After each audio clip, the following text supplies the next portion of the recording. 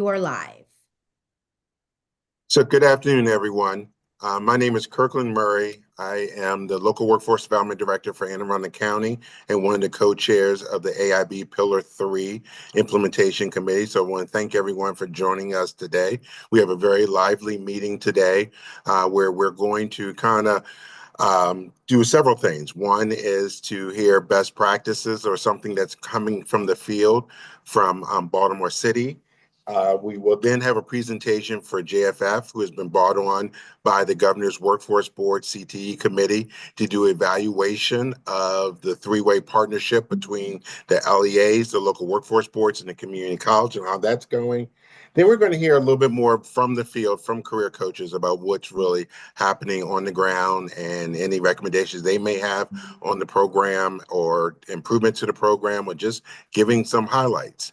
And then hear from the three main partners at the state level, the AIB, or I guess it's four partners, the AIB, MSDE, Maryland Workforce Association, and the Governor's CTE Committee. So very jam-packed meeting. So we really appreciate you all taking time to join us. I am going to now turn it over to my co-chair, Dave Harper. Thank you very much, Kirkland.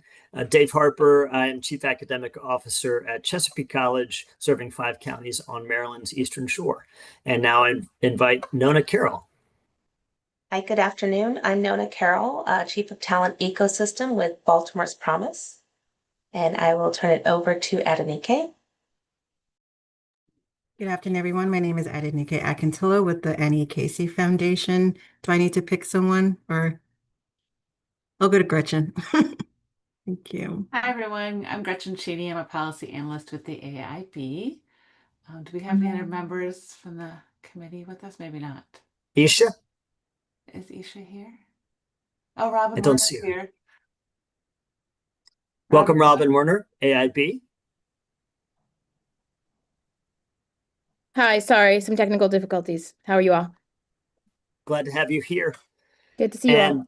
Yes, and we want to welcome some additional guests. We have presenters, including Shauna Payne, if you would. Hi, everyone. Shauna Payne from JFF. Oh, sorry, Shamara. Thank you. Good afternoon, everyone. I'm Shamara Bowens. I'm the Senior Director of CTE with the Governor's Workforce Development Board. We also have a feature today. Eric Jefferson from Baltimore City Public Schools. Yeah, hello everyone. Eric Jefferson, Executive Director of Secondary Success and Innovation, Baltimore City Public Schools. I'm actually going to invite my Director of Apprenticeships on this call as well. He's getting on. His name is Dr. Austin Hill. And of course, the core of this work is the three-way partnership, as Kirkland indicated, and we have a couple of additional representatives from Maryland's community colleges. Dr. Christy Dreyer. Good afternoon, everyone. I'm the Chief Academic Officer for Cecil College. And Dr. Milner. Good afternoon, everybody. Tanya Milner. I am Provost and Vice President for Learning at Anne Arundel Community College. Thank you for having me. Okay, have we had AIB introductions, Gretchen? I did me. Do you want to do, is Brandon Butler? Thank you. Hi, everyone. Brandon Butler with the Maryland Workforce Association, representing the 13 local workforce boards. And then I see Tracy Kittle from MSDE. Good afternoon, everyone. Tracy Kittle, Director of Career Connected Learning in the Division of College and Career Pathways at MSD. Thank you very much. Glad to have you here. And just a quick overview as we roll in. The core is going to be the presentation follow-up from Shamar Bones and Shauna Payne about the early implementation report findings. Basically, how do we make this MOU, this three-way partnership for career coaching throughout the state, as effective as possible, with commentary from all the partners. But before that, Gretchen with AIB updates. Okay, I'll make it quick. I don't think I have a lot to give you an update on, but I will say that the next AIB meeting is a week from Thursday, the 26th. And we've sort of started a new element to each meeting. We are going to be doing a blueprint progress spotlight. And this month's spotlight topic is career counseling. So we are inviting some folks to give kind of highlights of implementation and early impact of career counseling on students. So we encourage folks to tune into that session. The agenda and the links for all of our meetings are on the AIB website. And if you're looking at the AIB website, we could also encourage folks to subscribe to the AIB updates, which we put out by emails, which is a good way to keep in touch with what's going on. And then we always update our Blueprint Comprehensive Plan annually. And we're getting to that time of year again where we're going to do that again. The plan kind of guides implementation year to year. And we sort of every year we go through a process of looking at any legislative changes that have happened during the session, any areas that might need additional detail or clarification. And then we also solicit public feedback to get suggested changes from the public. So we have a public feedback form available on our website right now that's going to remain open until I think it's April 20. So you've got about a month. And then that'll be sort of an initial round of proposed changes, and we'll make some changes to the plans based on what we hear. We'll put that out for public review, and then it'll be another kind of rounds of feedback for final comment, which we'll put out in June. So that process has started. So if you have thoughts on the Blueprint Comprehensive Plan, this is your chance to kind of weigh in. So we encourage folks to do that. So I think that might be it. We're sort of don't have a lot to say on the legislative session yet. It's still kind of a work in progress, but if anyone has questions, I can try and answer them. Otherwise, we're just going to give an update when things kind of close in another month or so. So I think that's it on my end.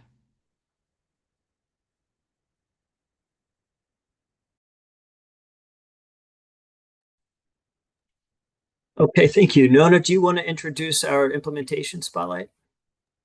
Absolutely. So did Austin make it on, or Eric, is he joining you there? Yeah, Austin is here. Okay. I'm on. So welcome to both Eric Jefferson and Austin Hill from Baltimore City Public Schools.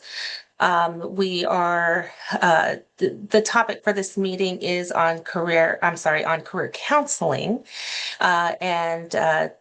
Eric and I were at a Accelerate Ed community convening just last week, and they released the Commission on Purposeful Pathways publication, which is hyperlinked in the agenda, and it talked about the role of career advising. And so I thought it would be appropriate to hear a little bit about that kind of from that, national context, but of course from that local perspective and kind of where City Schools is doing some of their work. So I will turn it over to you. Oh, thank you. And then this is our partnership with Mayor's Office of Employment Development, and I'm going to ask Dr. Austin Hill to jump in at any time. But we have a very cohesive career coach model where we have 42 career coaches spanning across middle schools and high schools, so 6th through 12th grade.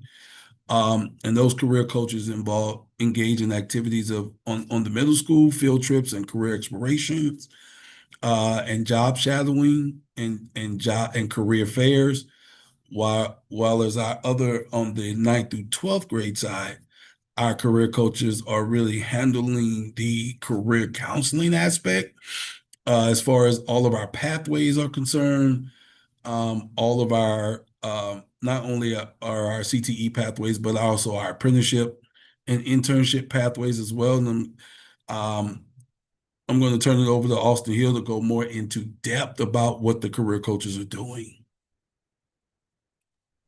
So thank you for that. So currently our career coaches are in charge of a multitude of activities on a day-to-day basis that range anywhere from pushing into structured classes to do career learning activities and career exploration activities, all the way through having workshops within the school day to help students with preparation of resume, writing, development, interview skill, as well.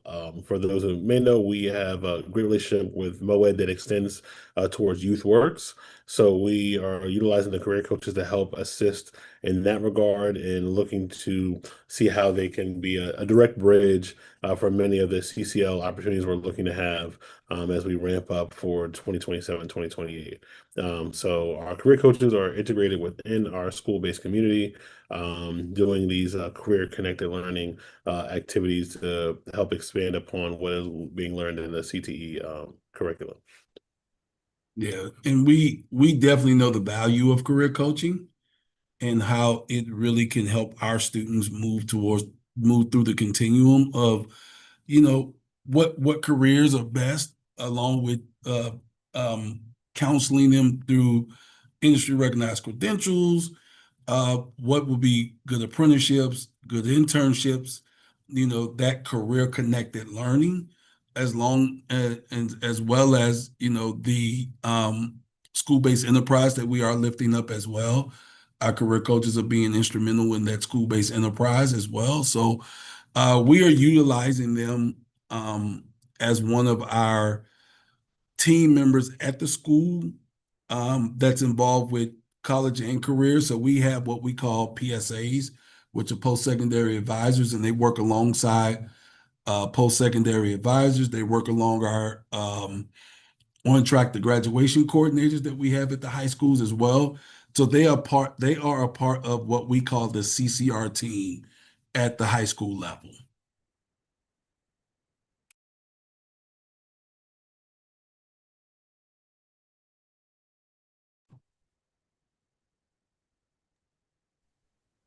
Yeah, thank you both for providing kind of the on the ground kind of implementation of this. I know from the publication that was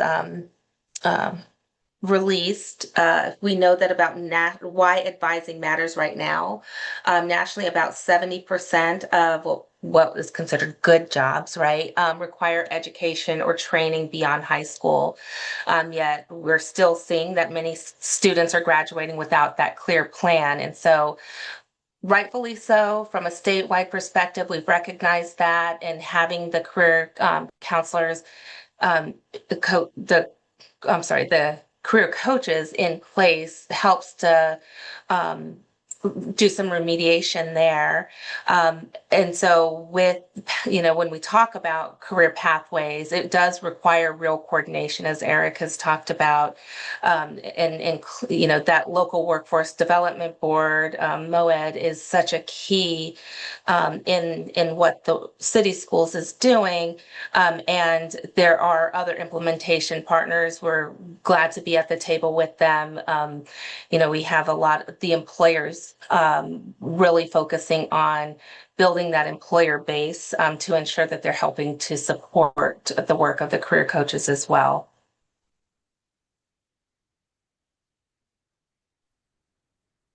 Okay, great point. And thank you, Nona, just for emphasizing how important it is for high school in Maryland to be more than it used to be, because students have these career-focused, workforce-focused. They can earn college credits. They can earn industry-recognized credentials. They can have the high school version of Maryland Apprenticeship, all these things when they graduate. And at the heart of that is career coaching, which is at the heart of Pillar 3, the purpose for this subcommittee.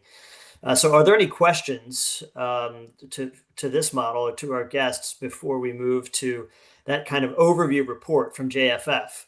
After 3 years of MOUs, building the career coaching model between Workforce Board, community colleges, and LEAs, how do we fine tune it? How do we make it better? So before we move to that report, do we have any final questions for Eric, for Mr. Jefferson?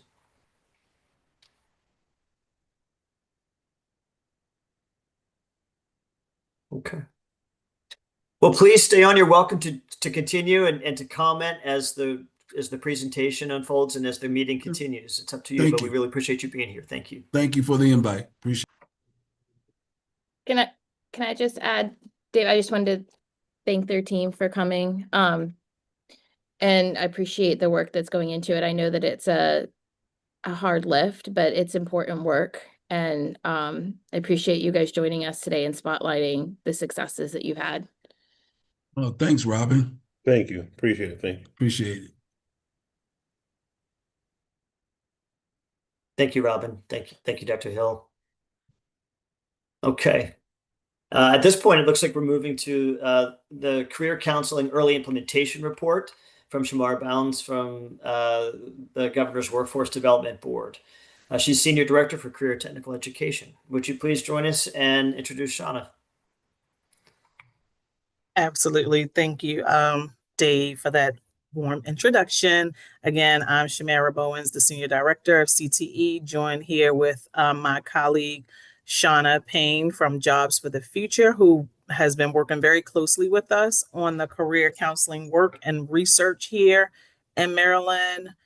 We're going to share the slides to discuss the Maryland Career Counseling Best Practices report.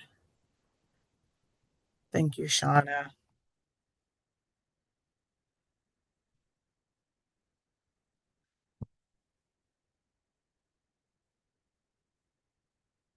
Are you all able to see them? Yeah, I think you just need to put it in slide view. Yeah. But it's there.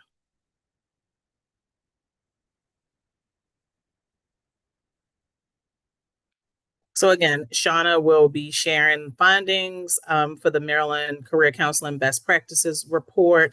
I'll give a quick overview of all the state agencies and partners that are doing this work with us. Shauna, if you can advance to the next slide, please. So again, I sit with the Governor's Workforce Development Board, and my role in this work is to assist with the development and consolidation and board review and guidance for folks in the field, similar to this report that we'll be sharing out. That is one of the things that we are overseeing. We also will coordinating and helping to design those student and coach feedback surveys. We have a grant with CityWorks to deliver technical assistance to LEAs and to share best practices and resources. We also are working on model frameworks, for instance, the career counseling framework that will become available later in the fall, and this best practices report. I'd like to note that the first best practices report, which is on our website, best practices and MOU analysis, also conducted by JFF, is available for your review. This particular report that we'll be discussing today is an expansion of that report.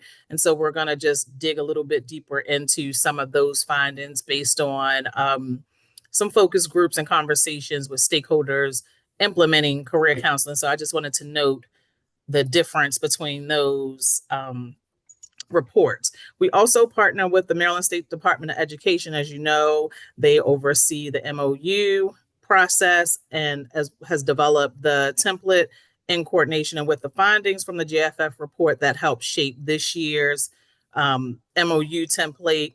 They also have a hub for career counseling, as well as Rita has been hosting monthly LEA meetings for career counseling. That's the statewide technical assistance that they provide, and those peer learning convenings in collaboration with MWA. And also, again, that resource repository with information to support those career counselors at the LEAs. And so we also collaborate with the Maryland Workforce Association, and their role is to provide ongoing support to the workforce development boards who providing technical assistance there. They co-lead the technical assistance. That's also something that's coming down the pipe with JFF.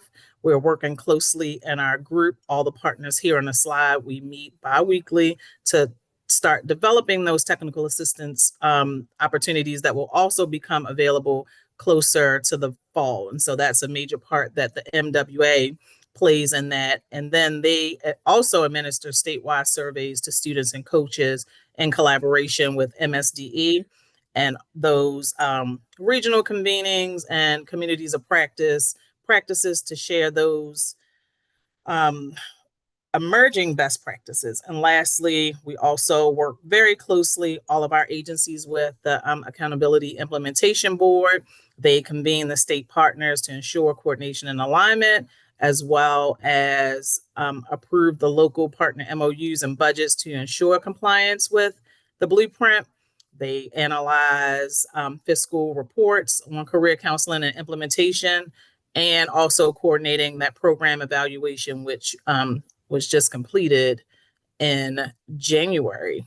So I'll pause here. If there's any questions about the individual agencies and who you should contact if you have specific questions about any of the career counseling work that we have here. Just to note that our evaluation is due in next January. So sorry, just, you know, I saw 127 and thought it was finished January 27th. I want to make sure no one's looking for that yet. It's not out quite yet. Thank you, Gretchen. Sure. And I'd just like to celebrate. I want to thank this broad state partnership here, and the fact that AIB has recently been reaching out to identify ways to include Maryland's community colleges in this conversation.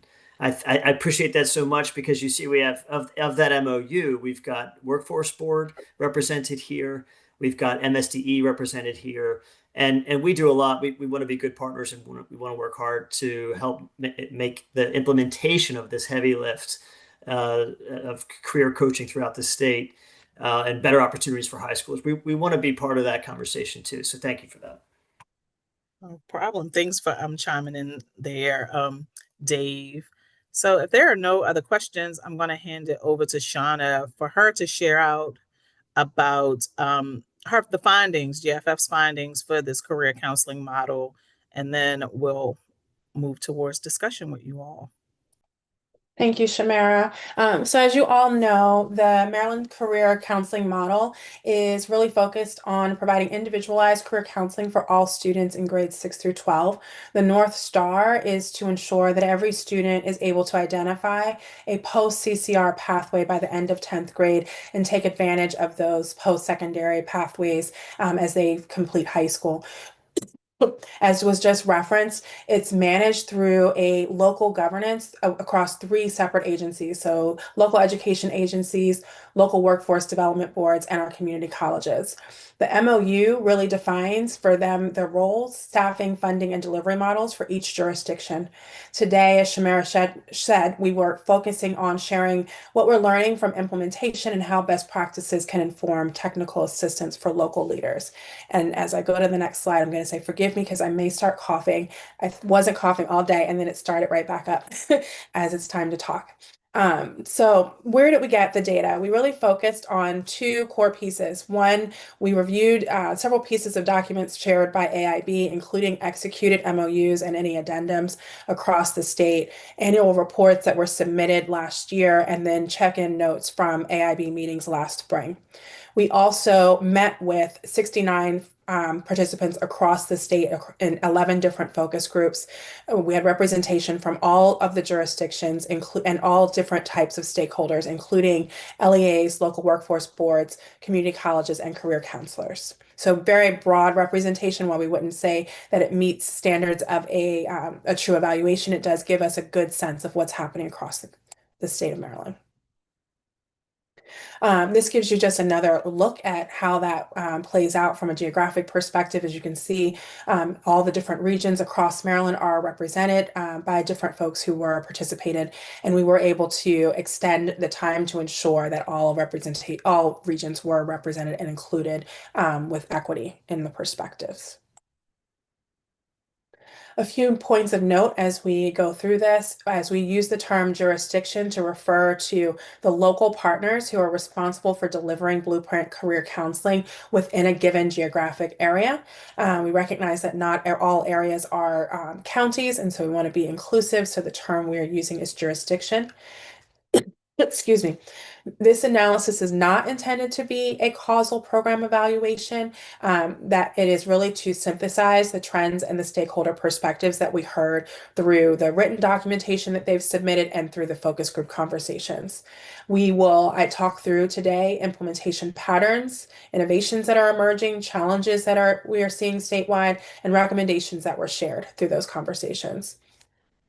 Also important to note that there have been several things that have emerged since we've started to do this research, and it's not reflected here. There was a recent MOU template that was updated and shared out. So the findings, the data included in that is not reflected here. There's also been, and it was referenced earlier, statewide PD led by MSDE for the career counselors. So that's not reflected in the data that we are talking through today. Our focus question overall, as we reviewed everything, is how are the partners defining their shared work? How are they managing their resources? And how are they integrating career counseling into the student experience overall? High level research themes that came up. One, there are really strong foundations across the state. We are seeing lots of local innovation, and this model really allows where you have the three agencies flexibility for them to be able to tailor their services to local needs and resources. So that was seen as very important and valued across the state. Gaps in consistency and alignment happen widely, so we'll talk about that a little bit more. We saw a variation in terms of governance, staffing, training, and delivery models. This impacts reach and impact overall for the model. And there's numerous opportunities to strengthen the system across the state, ways to standardize quality expectations, data practices, and overall the career counselor role while still preserving that valued local flexibility. Insights that were highlighted in particular were that there are innovations and solutions that now have broad adoption. So there's lessons we can learn from that. There are many jurisdictions that are experiencing similar challenges across the state. So opportunity there again for learning as we think about technical assistance. Near and long-term actions were shared as in terms of thinking about both what local leaders need to do as well as what state leaders should be doing to promote successful implementation. So we'll talk about that as we get closer to the end. At a high level, we saw 4 broad solutions that were widely adopted across the state. It doesn't mean that they're in every single jurisdiction, but they are widely adopted. Tiered professional development, structured partner meetings, embedded career counselors, collaborative employer engagement. And one note, just because this was a particularly sensitive point, and we'll emphasize it several times as I talk about it, embedded career counselors does not mean career counselors hired by LEAs. It just means that they are embedded in the student experience. Widely observed challenges, data systems and accountability, partnership roles and clarity, staff turnover and onboarding, and geographic and capacity constraints were named as challenges that were experienced across numerous jurisdictions. So I'll walk through each of these different areas. So you think about it from governance and partnerships. The current model that you have in place is you have one of 3 staffing models primarily. One where you have your LEAs are staffing the career counselors, your workforce boards are staffing them, or you have one area where there is a hybrid model where they are sharing that role. The LEAs currently receive the per pupil allocation, and then those funds are directed based on how it is written in the MOU to the workforce boards and community colleges. There are challenges that were reported. In this area, it was related to overlapping roles and lack of clarity and uncoordinated outreach to employers. In particular, really looking for ways to clarify the individual roles of each of the core partners and how they are engaging with other stakeholders in their community, i.e. the employers.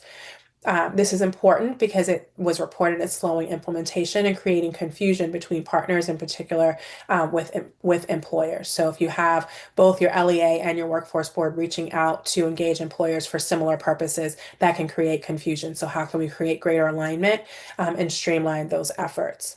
Solutions that are starting to emerge in this area. This is where you see the structured partner meetings, so bi-weekly meetings or monthly meetings where they're coming together and they have a clear purpose and intent and goals. They have clear ownership of who's responsible for which things. They're beginning to share calendars and build subcommittees. And this really starts to create a forum so that there's alignment in their roles and understanding and opportunity to resolve issues more quickly and address challenges when they have staffing transitions. For staffing, training, and retention, there's a wide range across the state of counselor to student ratios. Hiring expectations and professional development also varied widely across the state. Some of the challenges that emerge from that are persistent turnover of the career counselors, high counselor caseloads, so you may see in terms of the student to counselor ratio, and the time split between student support and administrative tasks is not even across the state or equitable. This led to disruption of relationships with students, as we're talking about individualized career counseling and supporting students on a journey from 6th through 10th or 6th through 12th grade. That turnover can create challenges because you're having to start over each time. Inconsistent onboarding and training undermine the effectiveness and retention of the career counselors. Some examples of things that we're starting to see across the state in terms of solutions to address this. Summer onboarding conferences and other ways to bring the career counselors on board, quarterly professional development to support them. This is important because it starts to create more of a shared language and expectations across the partners, as well as consistency amid the staff turnover. So if you have a consistent way to onboard them and provide that professional development, when you do have turnover, it's more quickly to get them on board and bring them into this your systems. Strengthening, it also helps with strengthening your partner relationships as they're engaged in these processes. Delivery models and student engagement. Career counselors are all providing large group guidance through push-in models, and many are offering tiered support to provide the individual student needs and the individualization piece of the career counseling. So they may be using data systems or other ways to be able to identify student needs and reach out to them and engage them in a more targeted manner.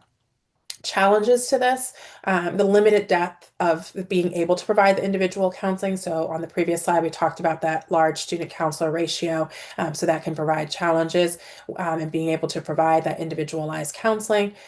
Less resource jurisdictions are facing gaps in salaries, technology access, and data capacity. Rural areas are facing transportation barriers and limited access to local industry, diversity in their local industry as they're thinking about engaging employers. When you look at this, some of the reasons this is important is students are maybe not receiving the one-on-one counseling or individualized counseling in the same breadth and manner that their peers are across the state, as they are having more large group or group-only services provided to them. For the solutions that are starting to emerge, we are starting to see where jurisdictions are finding ways to more embed career counseling into the student experience so that students really are able to see that as a part of the expectation of their day. We are seeing more ongoing communication between the counselors and the teachers and school counselors. We're seeing a more established referral process and coordinated outreach with the employers with shared timelines and co-planning. So these are solutions that are starting to emerge. Again, I'm going to emphasize with the career counselor being embedded, that is not limited or specific to those that were hired by the LEAs, but it really is more about thinking intentional about how the career counselors are engaged with the students and with the teachers and those who are wrapped around the students, so they have access to data and able to fully support them. Data systems and accountability. We see multiple platforms across the state being used with varying reporting and interoperability access. Data sharing is found to be more one way, which is complicated by privacy concerns and wanting to make sure that they are those who have the data are able to share it in a way that is honoring any privacy rules and regulations. Challenges that were reported widely: limited access to timely student level data. So again, with the Data Act privacy and ways to be able to ensure that the career counselors in particular have access to the data that they need to be able to support the students, this is still a challenge that many are experiencing. This is leading to manual workarounds, which takes more time and is not always as accurate. And guidance on required metrics has been late and or shifting as reported. This is important because it can erode trust and it can pull the counselors away from the direct student support, which is their primary focus, and it makes it harder to monitor quality and progress and be able to show impact. Implementation ideas that came up were developing a statewide data sharing platform or intranet, and establishing structured reciprocal data routines. So while these are not in place now, these were some of the ideas that were shared. This gives you a sense across all of the different stakeholder groups that we spoke with of some of the recommendations that they made for the state to consider as you continue to move forward in implementation. So I won't read through all of them, but you can see there's a lot of similarities across the board as you look at ways to be able to share best practices, receive more consistent guidance around metrics and outcomes, and how the partnerships themselves should be structured, ways to more effectively embed the career counselors, professional development, building capacity, and sharing data.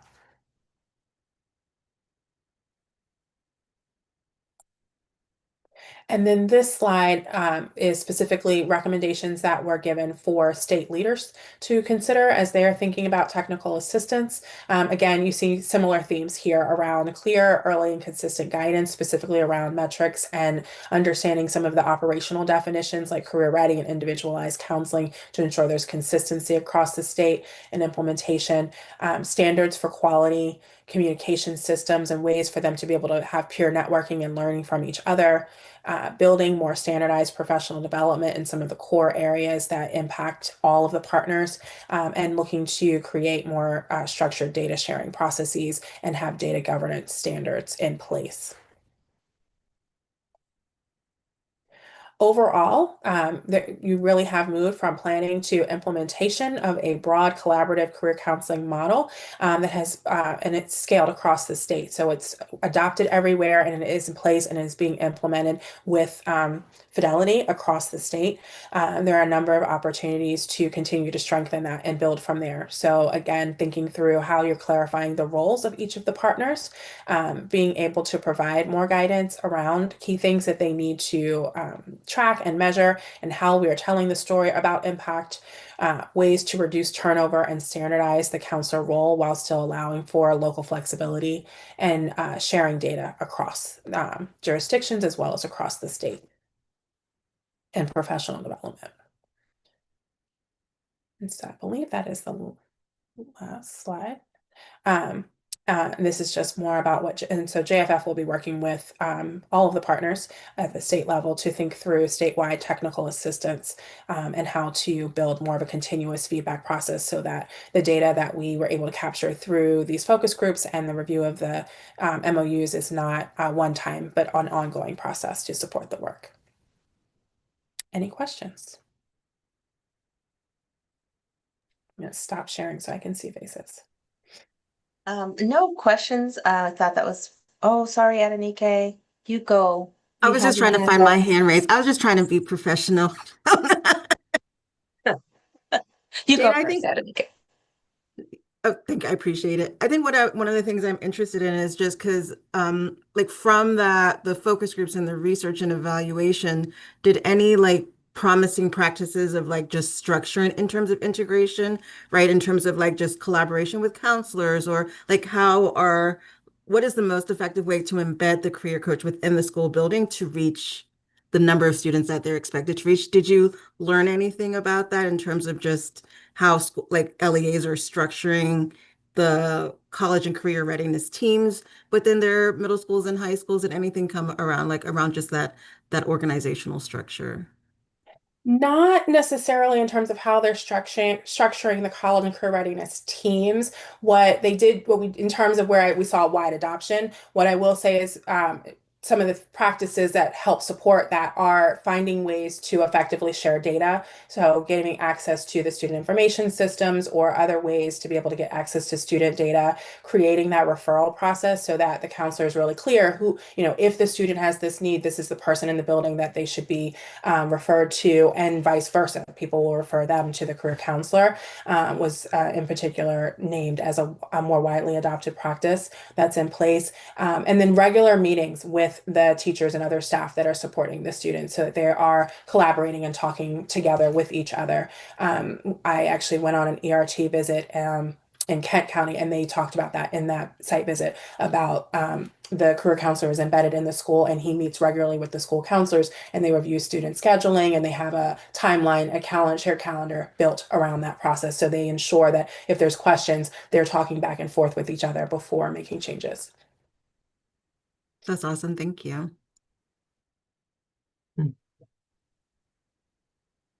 Thank you, Shamar Bowens. Thank you, Shauna Payne. That's wonderfully comprehensive. I hope you won't mind if I share one of your slides. Absolutely. You know, the rest of our meeting is really just from the different corners, from the different partners inviting feedback. But your presentation ends in such a clear way. It has slides that kind of give us prompts to talk about because we have representatives on this call from all three of the agency partners. And in this particular slide, you've got some consolidated recommendations. But I just wanted to, so this may prompt people's thinking. That's all. We can be a bit more informal and make sure that we kind of walk through from each perspective and hear a little bit from the workforce development boards, from the LEAs, from the community college reps on the call. And then once all hearts and minds are clear, we can adjourn.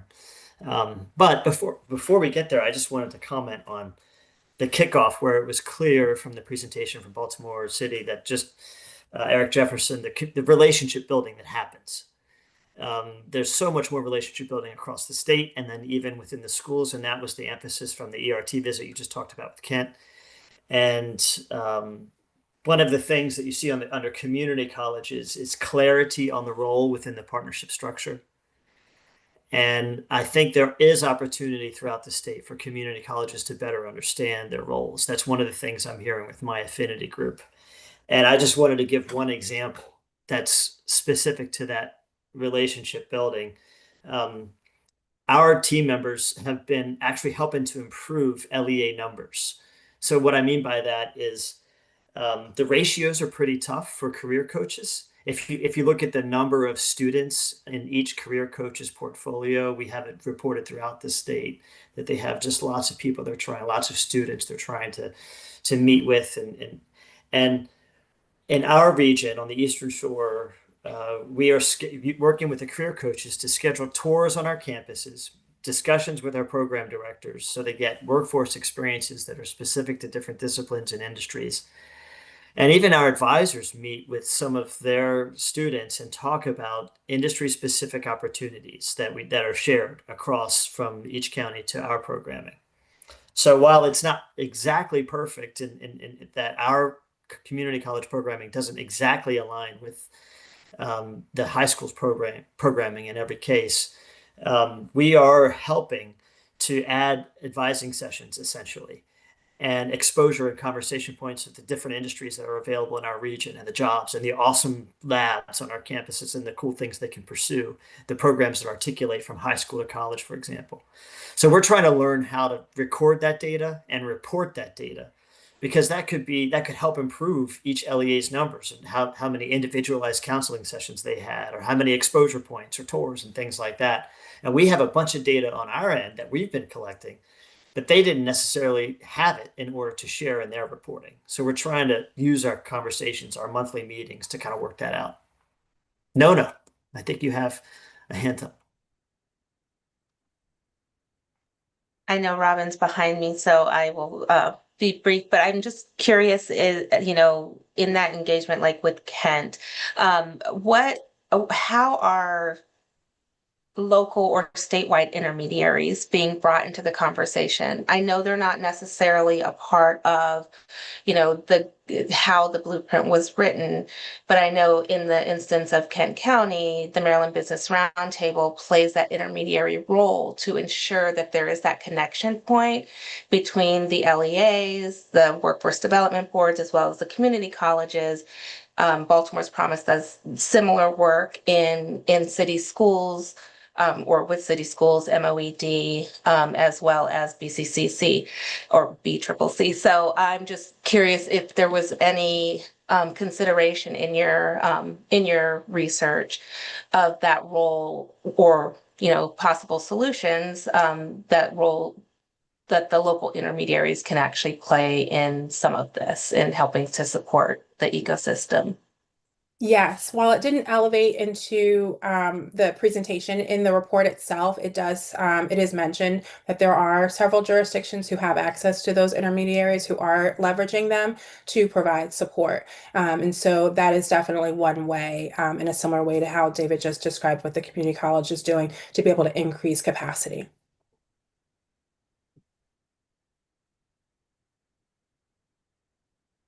Robin, I think you had a hand. Yeah, thanks. Thank you for sharing this. This is one of my favorite parts of Blueprint and Pillar 3. It's actually about to be my dissertation topic of career counseling. So this is like my world right now. So I really appreciate this thorough like summary of all of this for tied to Maryland specifically. My question is about the retention rate. I was kind of surprised to hear some of the concerns with retention. And I'm wondering if there's any correlation with the differences in who is employed by who, or also I know that some districts had different requirements when advertising for career counselors. I know some districts required like either a teaching or school counselor certificate and others did not. So I was wondering if there's been any correlation to who is supervising. Is it the workforce board? Is it the LEA? Or is there no, connection to that at all? And are there any consistencies with like the requirements that LEAs put out for hiring them?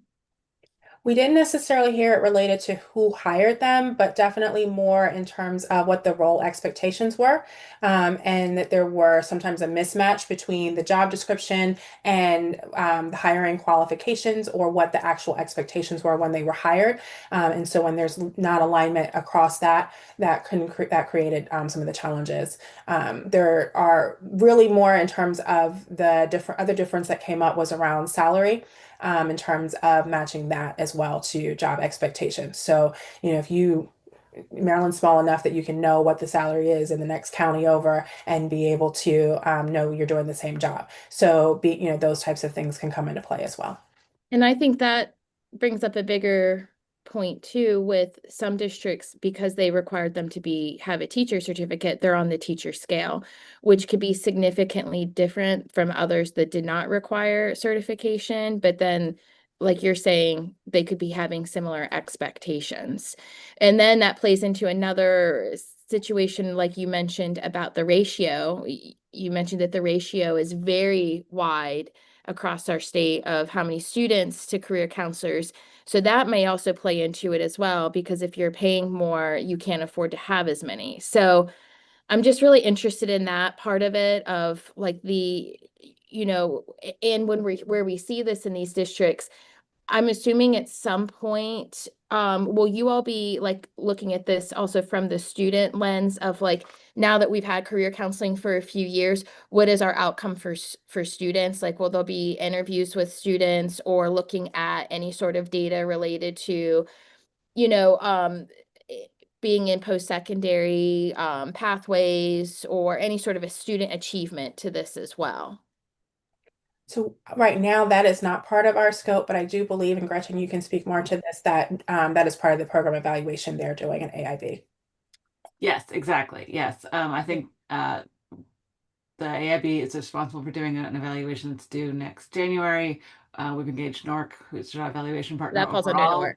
Yeah, so they're Okay. going to help us with that piece, and that is going to look more at the student side and how the impact on students, and also sort of investigate, not necessarily report on, but think about what kind of long-term indicators we should be looking at, for students once they leave high school. What sort of evidence are we looking for of like what having an impact? And it's hard to sort of tease out it's career counseling specifically versus something else they got in high school, but helping us sort of think through what those elements could look like long term. So that's something we're going to try and build out. And I think just in general, AIB is interested in some of the same questions you've been asking about qualifications and salaries and those kinds of things, so we can really kind of map trends a little more specifically. It's hard data to capture and compare across districts. So there's so many variables to it, right? There are a lot of variables to it. So we're trying to get a greater handle on it.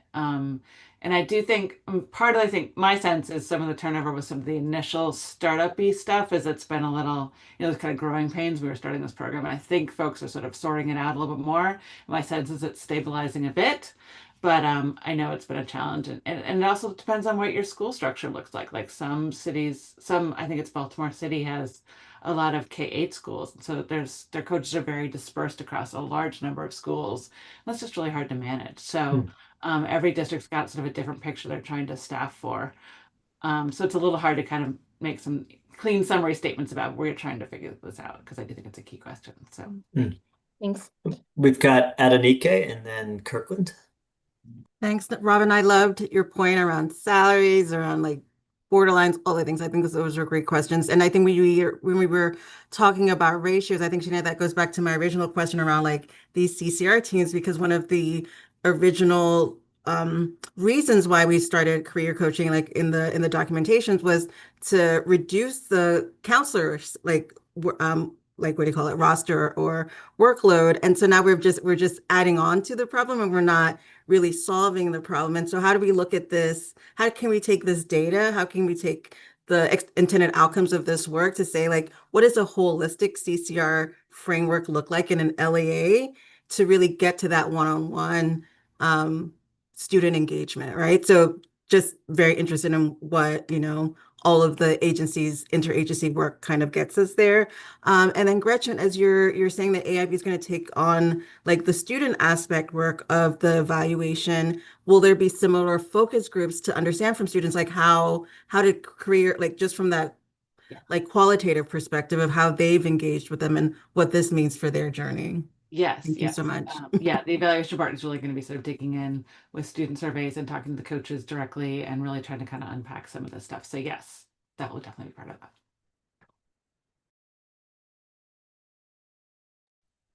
Kirkland. So, first of all, support what Gretchen's saying. I think that a lot of the turnover was this growing pains in bringing this on, and people really understanding what the purpose of this program is and the role of this program and what the role of the career coaches are. So I think that you're starting to see the turnover decrease and stabilize. I think what MSDE is doing with more professional development, what MWA is doing with more of the professional development is helping with that. And as the program matures, you're seeing more and more people finding their groove into this and really understanding this, no matter if they're being hired by the LEAs or the local workforce boards. But I wanted to go back to something that was in the JFF presentation I think people keep forgetting. In the presentation, they said the North Star is that by the end of 10th grade, that students are able to pick a CCR pathway. And I think that part keeps getting missed in this program. That is the main part of career counseling. The career counseling, if you're doing career counseling correctly, what you're doing in middle school is you're helping students to understand who they are as a person and what type of jobs align to their strengths, aptitudes, and abilities. And you're giving them opportunities to explore those different careers. And then as they transition to high school, then you really start talking about the education piece. And you really start talking and introducing them to these post-CCR pathways. So by the 10th grade, they can go onto a post-CCR pathway. So if you really, I think that was important that JFF pulled out that is the North Star of this program. And I think we need to keep that in mind. I think we're putting a lot of things on and look at how many kids go to college and how many kids are going to workforce. But the real purpose of this program is to make sure that they are taking a post-CCR pathway that aligns to their career goals. So I think it's really important that we keep that in mind.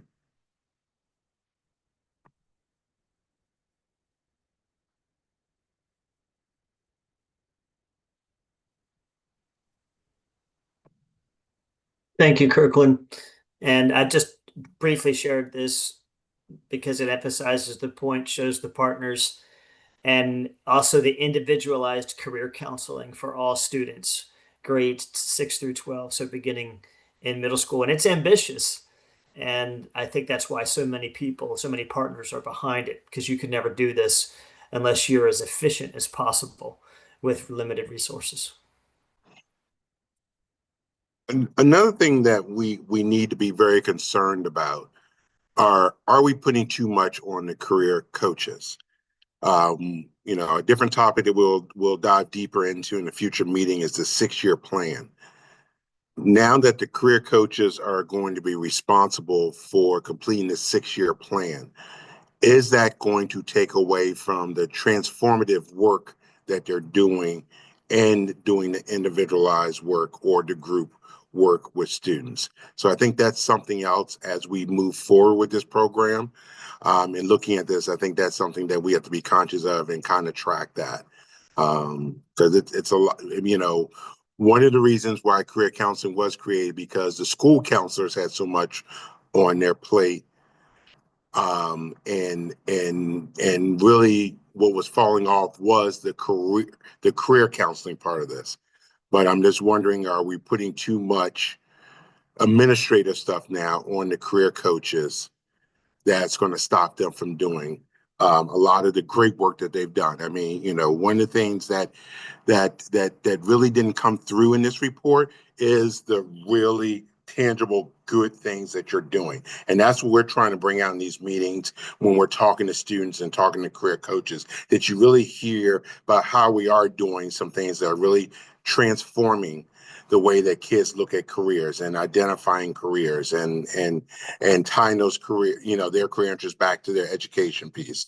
But the more and more that we put on career coaches on administrative stuff, that stopped them from doing some of these great things that they've been doing. So I think it's something that we need to watch and just and manage. So it takes a community.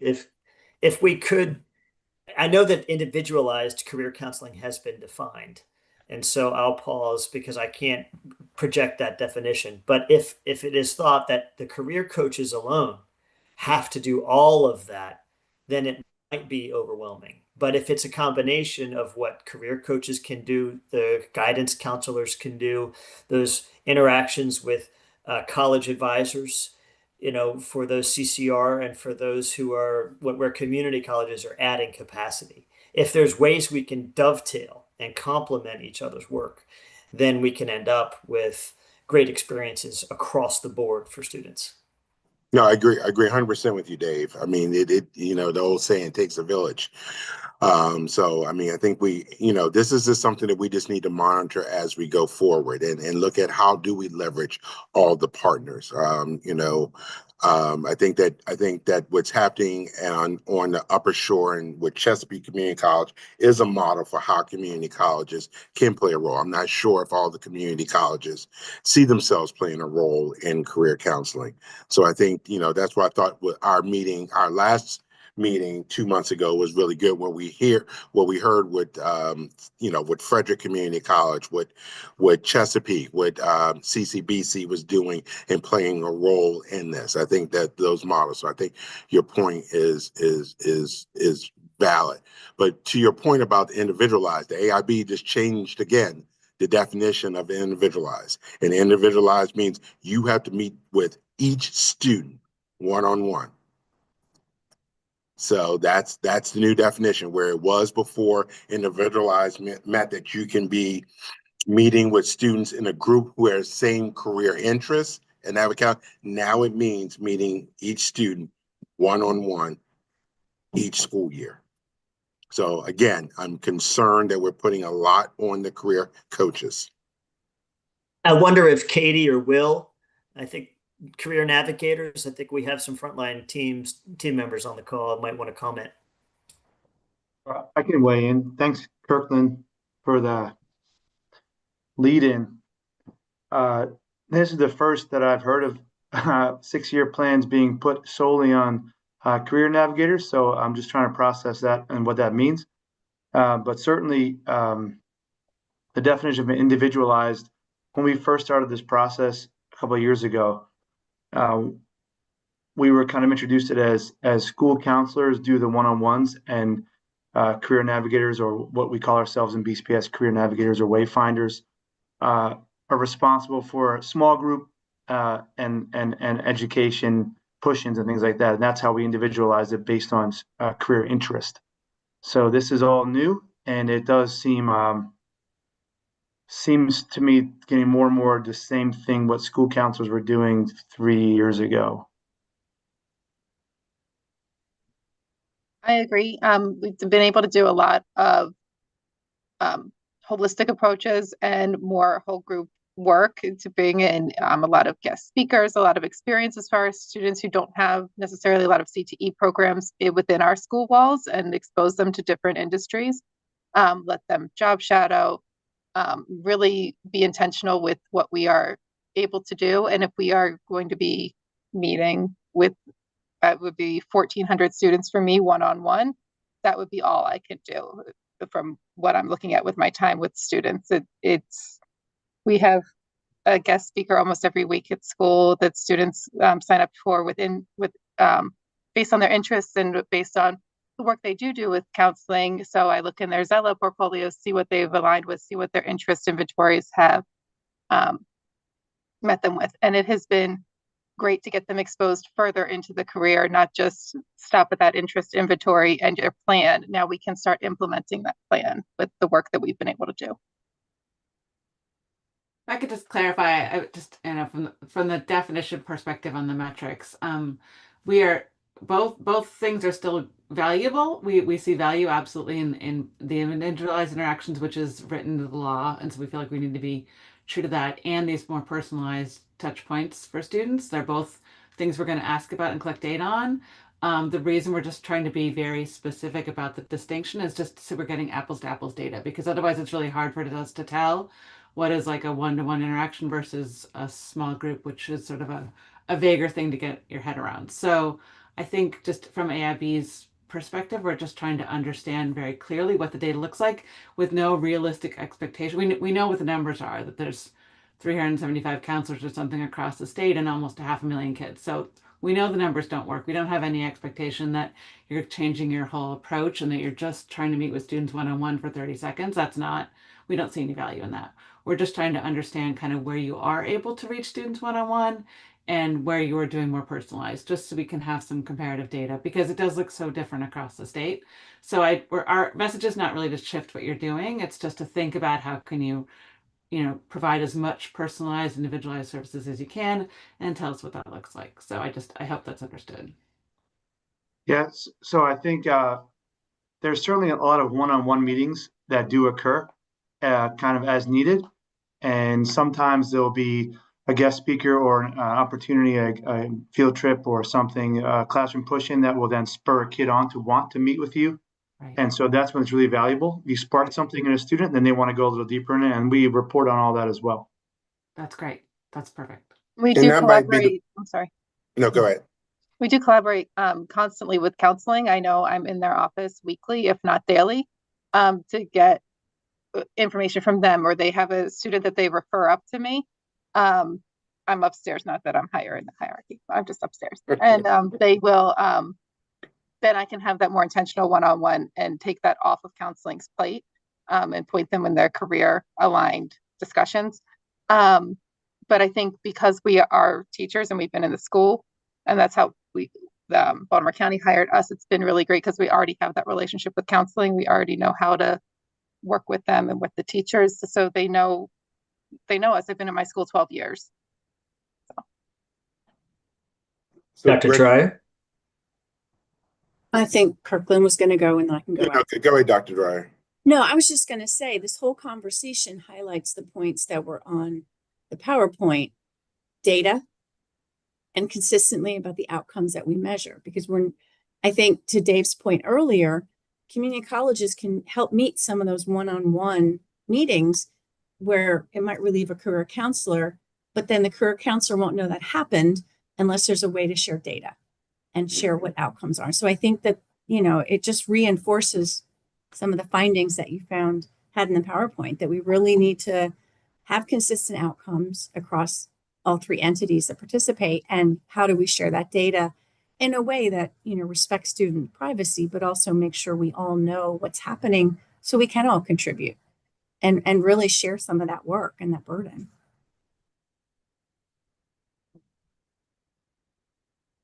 Kirkland, I think you were going to comment. Sorry to.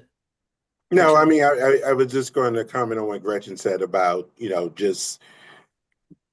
just trying to get a sense of where this is happening. And I think what someone's saying, you know, is just important that when you are having those one-on-ones, because I 100% agree what happened is that you know, career coaches are doing a great job of having these big events or small groups, but they do lead to one-on-ones, and we do need to just track those one-on-ones with us. But you know, the bottom line to all this is, in the 3 years that we've been doing this program has greatly improved and expanded. I mean, I think the first year we were all trying to figure out what is career counseling and what we're supposed to do. And I think people are starting to get into the groove. And I think when you do reports like JFF does, has done, that's where the continuous improvement comes into it. You know, it identifies areas where there may have been challenges in the beginning and that we need to focus on improving. And a lot of the things that have been identified, I think this is what Tracy and Brandon are going to talk a little bit about, and Shamara talk a little bit about that. Some of the issues that were identified in the JF report have already been addressed and been worked on and things like this. But I think everyone should be really, really proud of the work that Maryland is doing with this.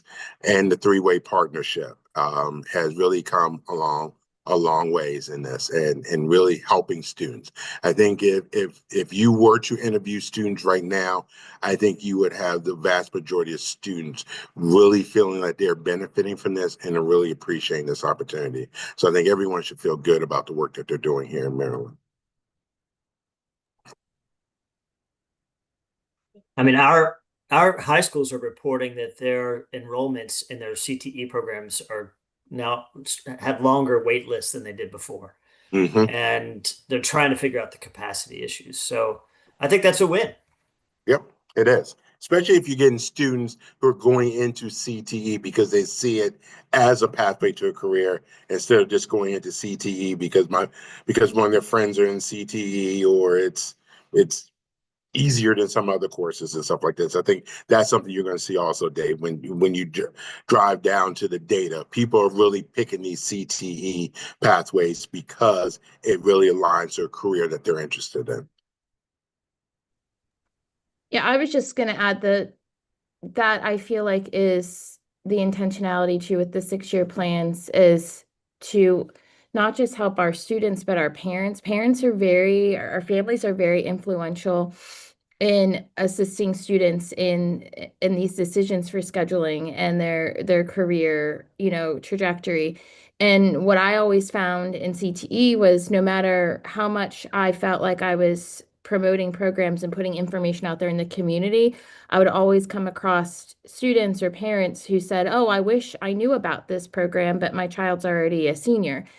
And I think that sometimes that doesn't become clear to a family until you're sitting with them and looking at a specific plan of what their options are. Because there's just, in our world now, with all the information that comes to families, I mean, I have 2 small children and I get lots of information through lots of different apps, right? So it's easy to miss.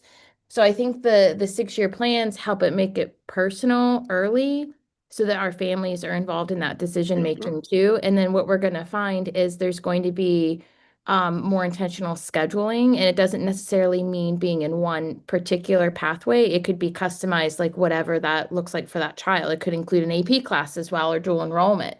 But I think that the other part with the 6-year plans is I think we've all established here that we're never going to have enough staff to do this like one-on-one, right? Like we already had a crisis across our nation with having enough school counselors for what's recommended. And now we're adding, more onto it with more people, but not really enough people, right? So I think another next step for us is that teachers and any staff that are working with our students, we need to make these 6-year plans accessible to any teachers who are working with them, and they need to be speaking the same language. Like our administrators and our secondary staff need to be able to understand these plans too and have access to them so they can make better relationships with students and then also help guide them. Because I know that when I was a high school teacher, I didn't necessarily know like all, all of the different pathways other than my own classes. So I think that's another like group of staff, especially when we look at the career ladder and teachers who will be filling in different roles of leadership roles, that we need to think creatively of like how other school staff can be utilized to promote, not necessarily write a child's plan, but at least talk with them through it and do some of that like check-in could be really helpful. But I think we have to get our career counselors all on the same page first and get a better baseline of where they're at before we can expand. And I hope that's encouragement to Will and Katie, Robin, what you said about, hey, we know there aren't enough people. But by the same token, there are a lot of other voices that can speak in. So if some of those guidance counselor conversations are also individualized, if some of those college advisor conversations are accountable as individualized, and if that data in terms of the 6-year plan, if we could see some of that, many of our, probably 14 of our programs articulate to high school programs, meaning students can show up and be admitted with saving time and money with credits in their back pocket because of what they've taken at the high school level, if the learning outcomes match a certain way, like welding, for example. So in any case, I just think that if we can share and communicate that data back and forth, we might be able to save people time and money and help students see what's out there for them. And I think we have to think of this like we differentiate anything else for students. We have kids that know since they're in kindergarten what they want to do, right? And it's not that we're not going to spend time with them, but we're not going to spend the same amount of time with a child who's identified their whole life that they want to be a teacher or they want to be a mechanic or whatever it is. I think that is a level of check-in and making sure they're on the right path to pursue that. And then you have to differentiate for the child that has no clue what they want to do because they're so kid, and they need some assistance. That's going to take more time. So you have to think about that too, of who, for us, like our career counselors, especially in high school, like it's almost like a triage of like, you really want to look at your students who are about to leave, like your seniors who are still a little lost, like they need that more intense support. So it's just, I don't want us to look at something also off of just compliance as well, to where we could be losing some crucial time that another student might need. So I know I'm speaking to the choir, but I think that that's just another key piece of thinking about how that time's allocated.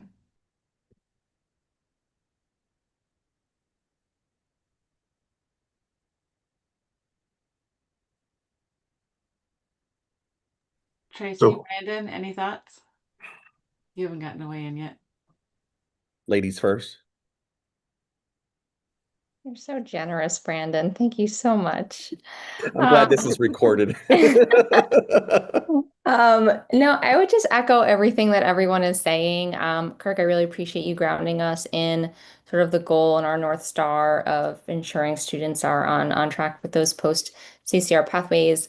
The other piece that I think really stands out is this delineation between how we're measuring motion and how we're measuring progress, because those are two different things. And I think what this allows us to consider is the way in which we are measuring motion through activities and tours and different pieces, and the way the 6-year plan actually supports the measuring of progress towards that North Star. And I just want to give a shout out to all of our state colleagues who have come together all days of the week, all hours of the night sometimes, to really thought partner and collaborate around this. I do think that what folks are hearing in this conversation is that we need to really set the floor, but give enough agility and innovation for LEAs to locally be able to adapt. And so what's happening in Baltimore County is going to look different than Hartford, which is going to look different in Garrett. And so really being thoughtful as a state not to overburden or to over detail what needs to be happening and how it needs to be happening, because that does limit innovation. And then Will and Katie, just appreciate your experiences and thank you for being here to share them with us. The referral process is an excellent best practice. This is something that is shared among schools, the 6-year planning and some of the goals around ensuring that all young people are exploring those opportunities, don't just sit with one role, right? And that we all have these subject matter expertises, not just in schools, but also like we have a lot of conversations with MWA about like a school counselor doesn't understand labor market information the same way they might understand a FAFSA. And so like, how are we ensuring that we're leaning into the strengths of our special educators? We're leaning into the strengths of our math teams. We're leaning into the strengths of our career coaches, and MWA's professional learning, and local plans and Lighthouse Industries and all of those pieces to make sure that we are respecting each other's subject matter expertise and leaning into those, but also sharing how we guide students. And so just echoing, I think we're a lot further than we were, 4 years ago. And I think that the MOU sets a really good precedent for sort of what that floor is, so that we can ensure that we are moving forward with sort of one model with 24 branches and not 24 different models, which I think will be good for measuring that impact. So I'll kind of pause there. And again, thank JFF for their work on bringing this work to the forefront. Yeah, see, that's what I get for allowing Tracy to go first, because I'm just going to say, oh yeah, me too. I think there's absolutely, Robin, to your point about letting compliance get in the way of innovation. I think that is something that we continue to make sure that there's guardrails, not that you shall do this and that's it. Tracy, I really like what you said about different branches, because it's different branches, folks, because different workforce systems look differently in different communities. There are different value systems in different communities, from Cecil to Anne Arundel to everywhere to Garrett County, where I went to Garrett County Public Schools. So I do want to say,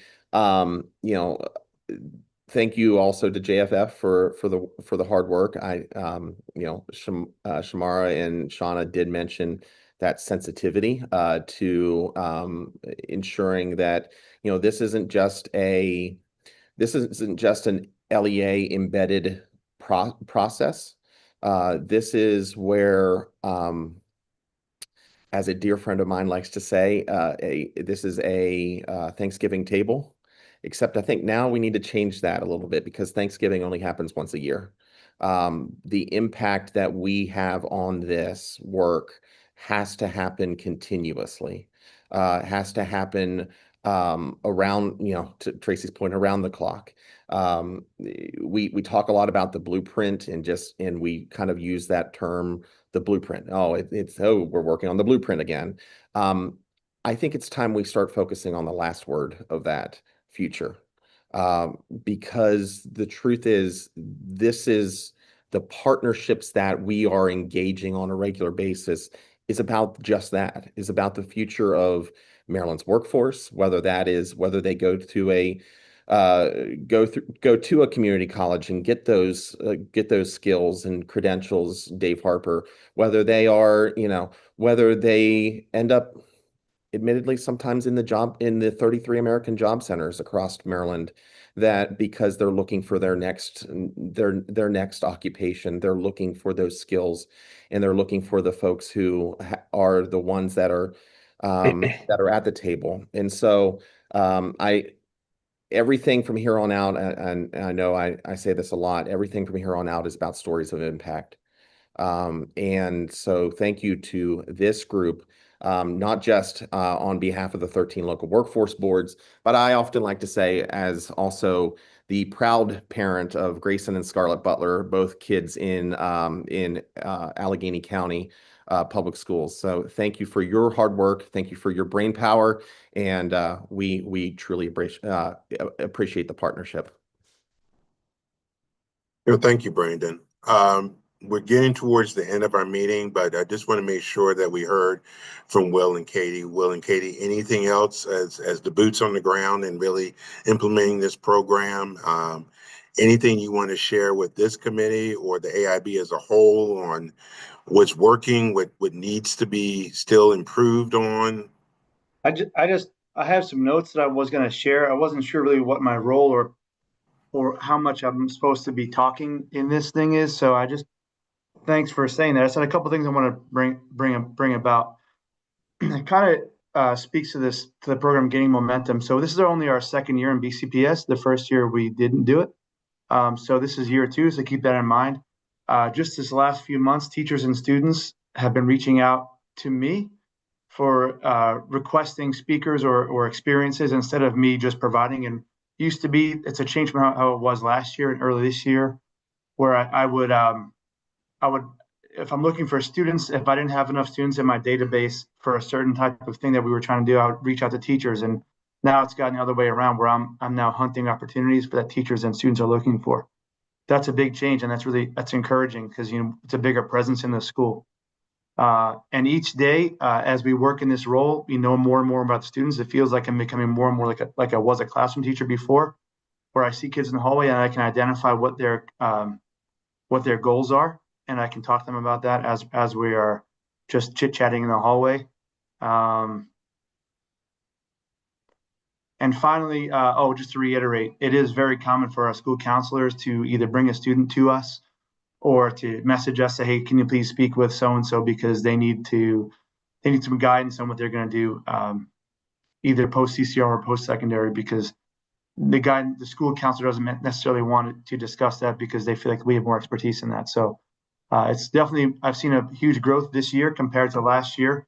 And I think it's going quite well in BCPS. And we've got a great partnership between all the career navigators and Department of Economic Workforce Development, and as well as CCBC. I think it's going quite well, and I'm looking forward to next year continuing to grow. Excellent. Yeah, similar story over here at Newtown High School. Last year I was pushing in more. Now the kids are knocking on my door more. Hey, can you help me with my resume? I had a student in here just before the meeting started because she was taking a phone interview and wanted me to be able to hear it just in case she needed help with it. She's one of our food students. I brought in Wegmans, who's a partner with us, last week, and she had an interview today. So just seeing that the opportunities they're taking us up on them is pretty cool, and that they have a space now that they can come be coached, and in whatever capacity that is, has been pretty great. We had resume workshops in here partnering with Dude. The past 2 days, we worked on every single junior's resume. So 383 students got resumes worked on, and as individual as we could, we walked around to everybody, but there was 2 adults and some student ambassadors who helped us. But so we are working. They are seeing the benefit, and they are asking for opportunities regularly now. So I'm going to throw another question out at you and Will. What do you guys need? What is needed to make your jobs a little bit easier?